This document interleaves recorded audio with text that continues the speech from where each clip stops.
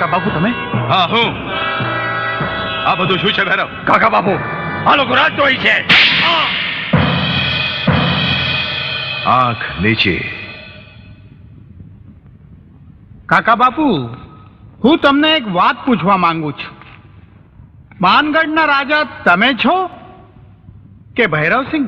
અને હું તને નહીં ભૈરવસિંહને પૂછું છું. પૂછો. ભૈરવસિંહ આ બધું શું છે? એ પૂછનાર તમે કોણ? શું કીધું? હું કોણ? હા, હું કોણ?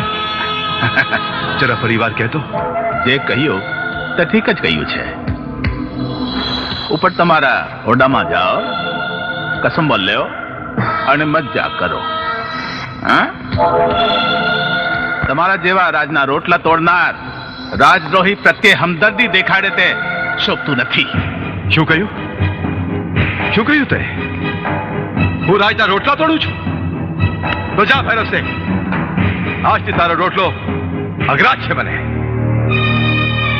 હાલ બેન, હાલ મારી સાથે જોઉં છું કોણ રોકે છે મને. કાકા બાબુ આ રાજદ્રોહ છે. પકડી લ્યો એને. આમાંથી કોની માં વ્યાની ત્યારે સવા શેર સૂટ ખાઈ ગઈ હતી. એ જ હથિયાર ઉપાડે. હથિયાર નીચે. હું કહું છું પકડી લ્યો એને. ભૈરવસિંહ હું જાઉં છું અને સાથે યશોદાને પણ લઈ જાઉં છું.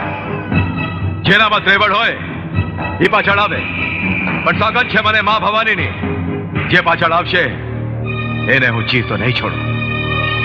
હાલ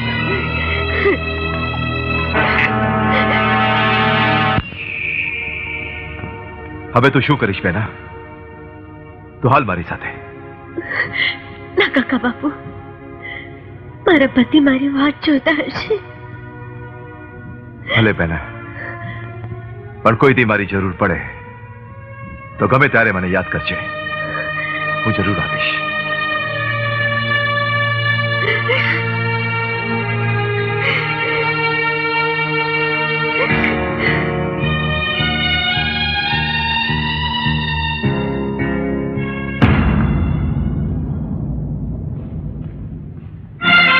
યશોદા, યશોદા, શું થયું યશોદા?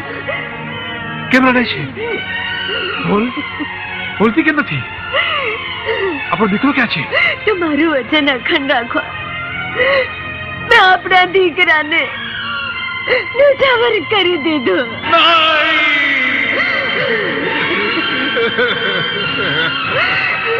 દોસ્ત, મને સોગંદ છે આપણી દોસ્તીના. જ્યાં સુધી ભૈરવસિંહ જીવે છે ત્યાં સુધી હું અનાજમાં માટી ભેળવીને ખાઈશ.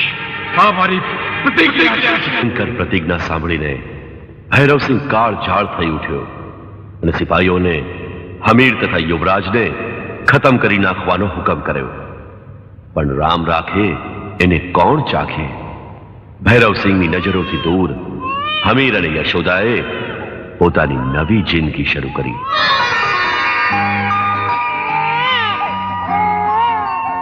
નહીં બેટા, રણને દીકરી, રણને. તું તો સ્ત્રી છે, જગદંબા છે. ભાણા ખાઈને પણ મોટી થઈ જઈશ. પણ આ માસૂમનું તો કોઈ નથી બેટા. આને તારા ભાગનું દૂધ પી લેવા દે. કારણ કે એક દિવસ એવો આવશે જ્યારે 100 તલવારો વિંધાશે, ઘમસાણ યુદ્ધ લડાશે, અને જો એ માનું દૂધ નહીં પીવે તો તલવાર કેમ કરી ઉપાડશે? રડ નહીં.